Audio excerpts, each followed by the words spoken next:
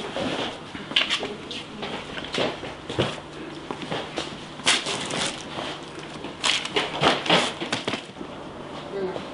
puis là, j'ai fait l'envoyer de l'État, j'ai envie de les emmener à construire.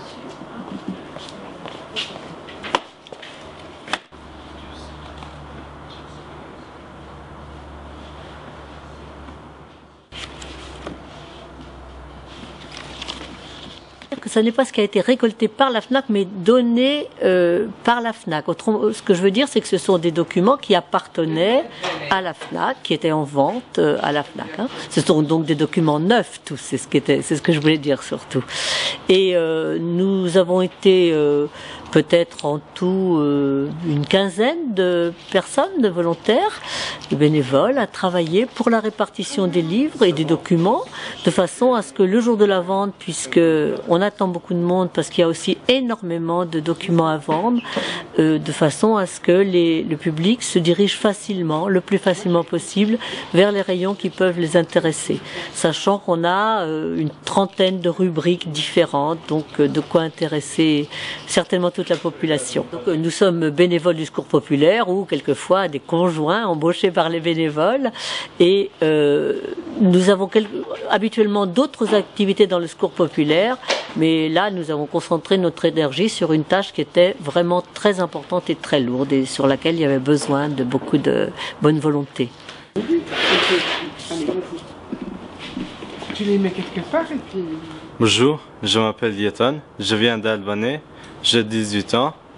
Je viens ici pour un stage parce que pour aider les autres, pour m'aider pour papier, etc. Je suis en France depuis 8 mois. Je suis au lycée Antoine Achenov. Je suis en classe d'accueil pour apprendre français. Je suis content ici. Je travaille avec les dames là-bas. J'aime bien le travail. Le nombre le 2 juin aux années de Dijon.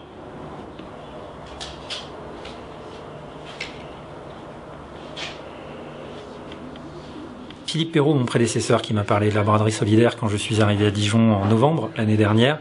J'en avais jamais entendu parler, c'était un événement très local, donc pas forcément diffusé à l'échelle nationale dans l'entreprise et à la FNAC.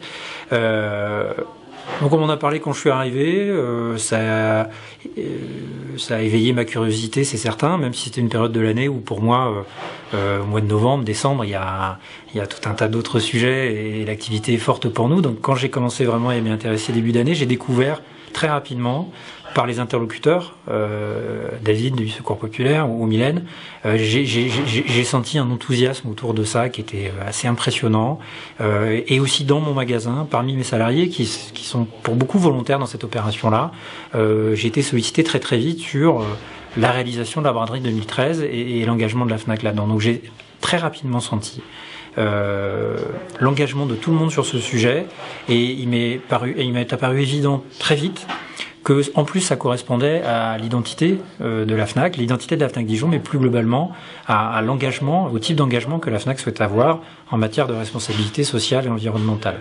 La RSE chez nous, c'est quelque chose d'important. Il y a bien sûr, dans la vocation de la FNAC, de diffuser la culture au plus grand nombre, et là on est vraiment dans cette opération-là, dans cet esprit-là. On est aussi aujourd'hui dans des questions d'utilisation, de donner une deuxième vie aux produits d'utilisation, et ces produits qui peuvent être des produits qui résiduels de notre exploitation, sont des produits à qui on va pouvoir donner une deuxième vie à des gens qui pourraient peut-être pas y accéder sans cette opération-là, et pour ça c'est formidable.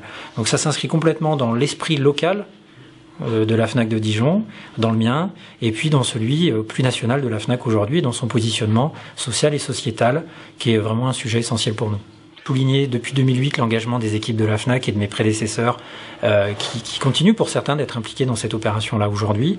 Et c'est vraiment une initiative locale, et cette année l'initiative prend vraiment une autre dimension en devenant une initiative nationale, avec une augmentation des volumes qui sont proposés par la FNAC qui sont extrêmement importants. On est quasiment du simple au double, voire au triple de marchandises qui est proposé.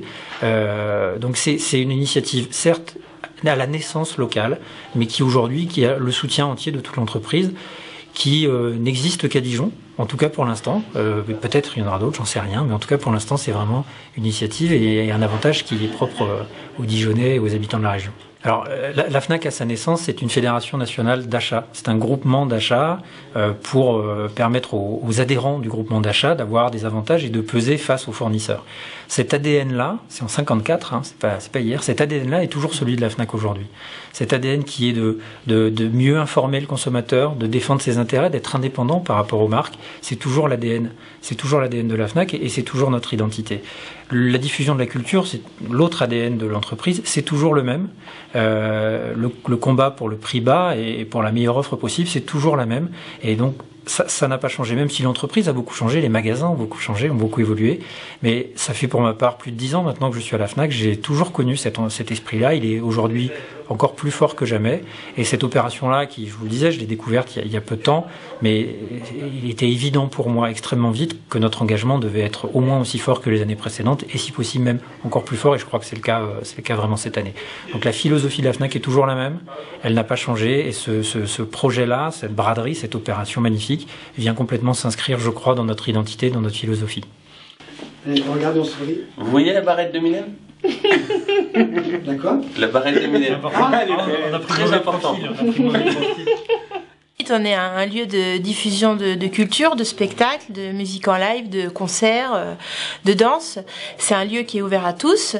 Toutefois, il est vrai que venir au spectacle, ça a un coût, que les plus démunis ne peuvent pas forcément profiter de tous ces spectacles, même s'il existe des partenariats avec le Secours populaire sur certains spectacles, par certains producteurs, certains artistes, etc.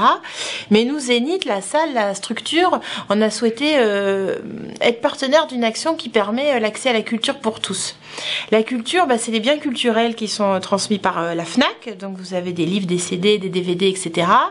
La culture aussi, c'est le plateau concert et danse qu'on organise sous le parvis sur une grande journée festive où vous venez non seulement à une braderie, mais vous venez aussi à une fête, vous venez voir du live, vous venez voir de la danse, donc on aura des artistes, des danseurs, et donc pour nous, il était évident sur un dimanche du mois de juin d'être partenaire d'un rendez-vous aussi fédérateur, où à la fois les gens viennent faire des affaires, où à la fois c'est un moment de fête, de musique et de spectacle, et où à la fois il y a énormément de recettes qui sont reversées au Secours populaire, et je crois que la solidarité s'exprime à tous les niveaux de l'organisation de cette journée. Donc le Zénith met à disposition ces espaces. Cette année, par rapport à 2011, ça sera beaucoup plus grand puisqu'on passe du hall à la grande salle. Donc, ça veut dire aussi que la FNAC amène 2 fois plus de produits à vendre, ce qui est une bonne nouvelle pour ceux qui veulent faire des affaires. Et puis, on met en œuvre toute la logistique, l'infrastructure, le personnel, la sécurité, la logistique, la sécurité incendie. Tout ceci est un apport de la part du Zénith. Et quand le Secours populaire et la FNAC nous ont sollicité en 2011, on a répondu oui assez rapidement pour toutes les raisons que je viens de vous évoquer. En 2011, la braderie avait eu lieu au Zénith de Dijon, notamment parce que la salle de Vosges était trop petite. Le Secours populaire partait d'une référence à 30 000 € en espérant éventuellement 50 000, en se disant que ça serait un rêve fou. Et quand on termine très tard le dimanche soir et que les responsables des caisses terminent de compter tout ça et qu'on sort 71 000 €, et qu'on se dit que des enfants et des parents vont partir en vacances, qu'il va y avoir des journées organisées, des voyages, des sorties pour les plus démunis. Oui, c'est le résultat, c'est exactement tout ce pourquoi on s'est engagé et on a travaillé de concert à tous les niveaux sur tous les sujets. FNAC, Secours populaire, Zénith, c'est une question d'enseigne, c'est une question d'entreprise, je dirais, d'organisation, mais c'est aussi et surtout, je crois, une organisation humaine. C'est-à-dire que les représentants et les équipes de ces 3 organisations sont juste heureuses de travailler ensemble, heureuses des retombées économiques. Les conférences de presse, on les fait ensemble, les inaugurations, on les fait ensemble, les retours, on se les échange. Finalement, plus qu'une solidarité entre nos 3 structures, je dirais qu'on forme aujourd'hui une seule et même équipe sur l'organisation de cette braderie solidaire. Et si tu les vois pas maintenant, tu les vois. Moi j'en ai vendu un peu, mais pas trop, en plus. Ils ont plus pris les 13 ouvriers qui avaient des photos.